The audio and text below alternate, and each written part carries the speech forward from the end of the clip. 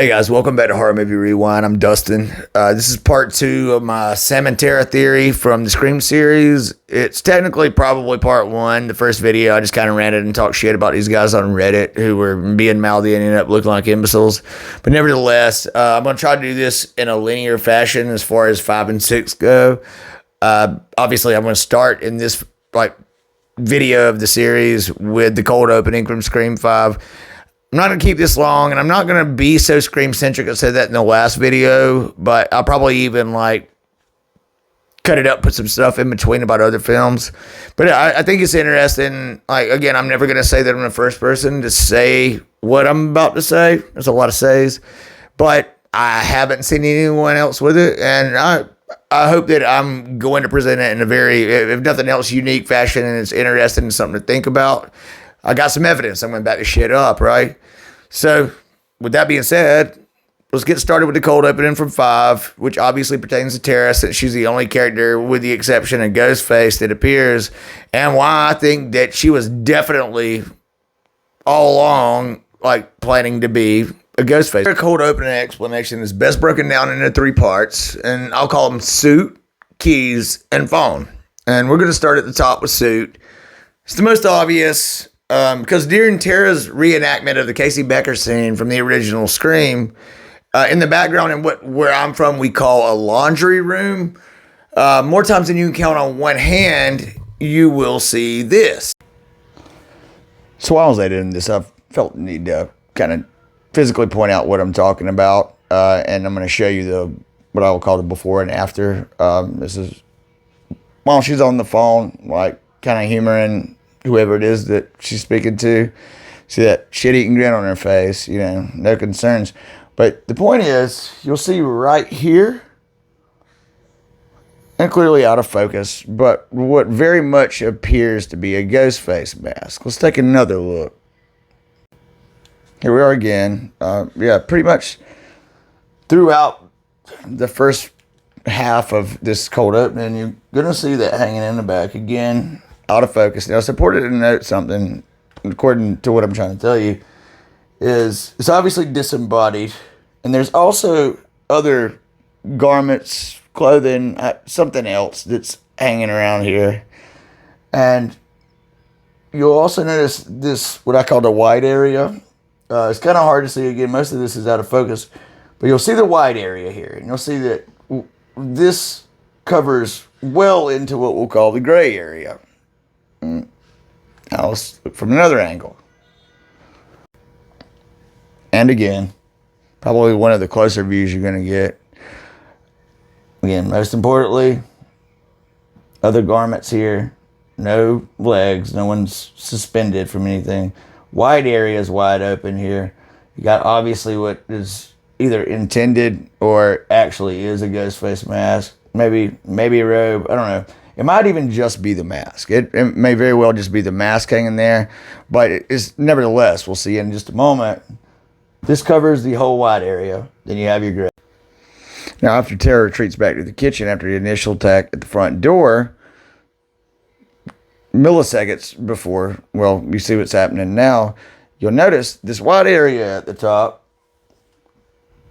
is exposed where it previously never was. This area. Sure, we have something here, but remember I said, and if you go back and look, there were other garments, fabrics, whatever the hell it is, that were hanging there, but there was never a point where this level right here was exposed to be white, like we seen earlier at the bottom. And again, here's another view. Clearly white here.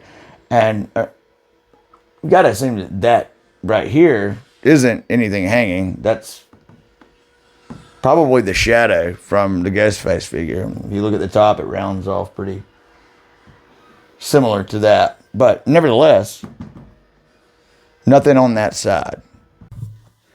Some of you may have noticed that my attire has changed.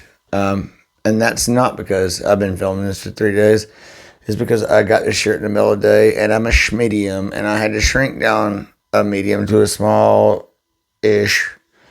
And I just made a comment about 2 or 3 clips before where I referenced the best sketch comedy show of all time. and remembered it. And I wanted to fucking wear it like a kid sleeping with a new action figure. So don't worry about it. I would name drop the company, like not because they sponsor me, because I just don't give a fuck. But those sons of bitches also sent me 2 of them and charged me for 2 of them, and I didn't pay for 2 of them. But luckily, I got a friend, Devin Kimbrell, that gets the other one. So fuck you, Black Rabbit. Oops. Anyways, that aside, yeah. So that was a Ghostface suit, busting and chill until someone donned it. You're not talking me out of that, right? That was there. We've seen enough clips, and it wasn't there. It was disembodied. Then it wasn't even there anymore. But don't worry, we'll get there why that was the case. So now we're going to talk about that keys aspect of the scene. Where that begins is at a few minutes into the opening scene, Tara goes and retrieves a set of keys hidden near the top of an entertainment system. Shortly after, someone calls under the guise of Roger Jackson's voice. Now, shortly before that, there's a text, and phone, we'll get there. There's a text between her and Amber where unlocked liquor cabinet is spoken of, right? And that's horse shit. Fuck that part. We're about to talk about why that's the case. It ain't got nothing to do with no damn liquor. Ain't nobody doing nothing to no one about it. Oh, she goes through Drew. Look, I shouldn't have, just tell her that Charlie called. And I will do exactly that, Charlie. Once you tell me what kind of group we're talking about, is it That's, you know, I can't. AA, NA? So she grabs these keys, right? And it's important to note, she makes a beeline to the front door of the house. We'll get back to that later. But as you'll see in the next few clips, she puts the keys around her finger and she's flipping them like people do, like a fidget spinner. She's rolling them. She's doing that. She does place her phone in her back pocket soon after retrieving the keys. Keys are still there, still spinning on her finger. Let's look. Let's watch this timeline of the trip from retrieval until the front door. I'm Charlie. She's got my number. Oh, she goes through Drew. Look, I shouldn't have, just tell her that Charlie called. And I will do exactly that, Charlie. Once you tell me what kind of group we're talking about, is it That's, you know, I AA, can't. NA? She loves you very much. Oh, what does she love about me? Oh, okay, well, she loves that you're creative. You love art and TV and movies. Okay, well, Yeah, so this is when shit gets weird. She's approaching the door. You can even see as she's walking past the stairwell, she's still flipping the keys on her finger, right?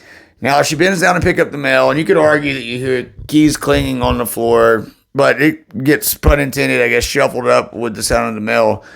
Doesn't really matter, because this whole steady cam-ish shot, and it's no Goodfellas, from her retrieval to the front door and then back to the kitchen where the aisle under the counter is, she's got the keys all the way to the front door. Now, she never has an opportunity from the shot post reaching the front door back to the kitchen to do anything with those keys, but when she gets back in the kitchen, you'll see this. She didn't have the keys on her hand. And movies. okay, well, lots of people love movies. Yeah, but she says you love scary movies and that you guys have that in common. She's proud of making a fan out of you.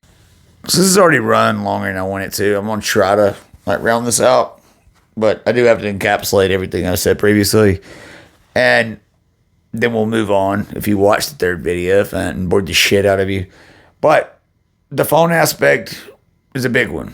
And it's really probably the most major piece of evidence, well beyond the fucking Ghostface suit hanging in the laundry room. But the point is, she's talking to Amber. Now, we obviously know that Amber becomes one of the killers. We'll get to that part later.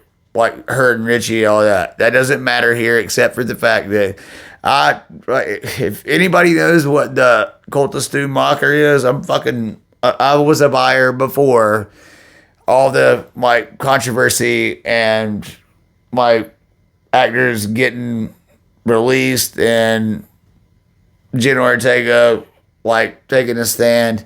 Now, I think that was kind of always the plan, but so we'll get to that later. My point is, if you look at the dialogue between Tara and Amber, she's got a cellular phone texting, and then there's a landline.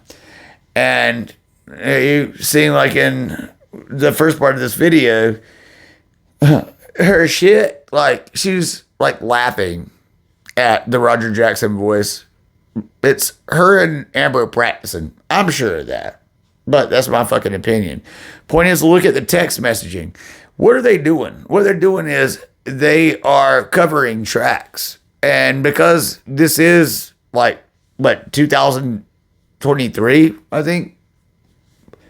She's got an automated alarm system, all this. You got to assume there's cameras in that house, right? Which is also something that I have a problem with, kind of a little flaw. But she's texting Amber. Meanwhile, she's also talking to her on the landline. Who the fuck had a landline a couple of years ago? Again, neither here nor there. Thing is, there's a text that comes really early. It says, you, capitalized, should be here, capitalized.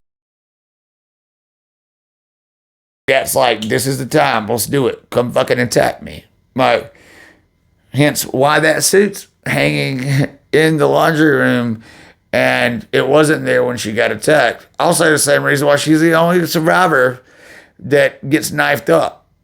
I think this was a staging, and if you look back at the text messaging and even like on the phone, she answers the phone like angry. This isn't fucking funny, Amber. After she's been talking to the modulator like several times. Whether or not that was Amber, it doesn't matter. But when she says that, she's expecting it to be Amber with the modulator. Think about that shit, right?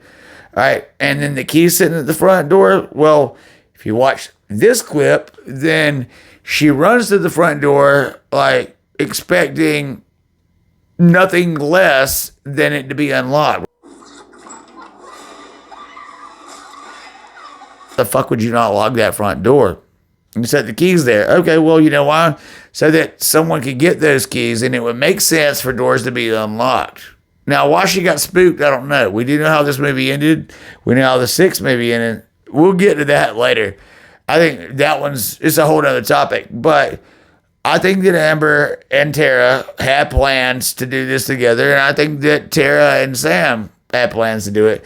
And I don't think that either of the sisters had quite talked it over with the other one about their accomplices. And again, ironically, we know that the accomplices end up kind of stealing their thunder. That's kind of what I think about Scream 5. I think that it was supposed to be in their minds the Tara and Sam show, and they naively and arrogantly let someone else take it. But it doesn't even come fucking close to stopping there. I think there's more. Again, if you don't know about Cult of Stu Mocker, look it up. That's where we're headed. And especially now after, like, basically, I don't even know if it's a rewrite, but Kevin Williamson is a great writer. And he's filming it. So, but he'll find some way to write Sam and Tara out. But I'm not near done with this theory. Don't think that. But look at some of this stuff I'm talking about with the phone, and then I'm going to let you go on this one. We'll talk later, hopefully, like in 2 days. But there's a lot more I got to say about this, and I think I just fed you a good bit. Like, check it out, especially those clips and how I broke them down. Appreciate you coming, guys. Later. Thank you.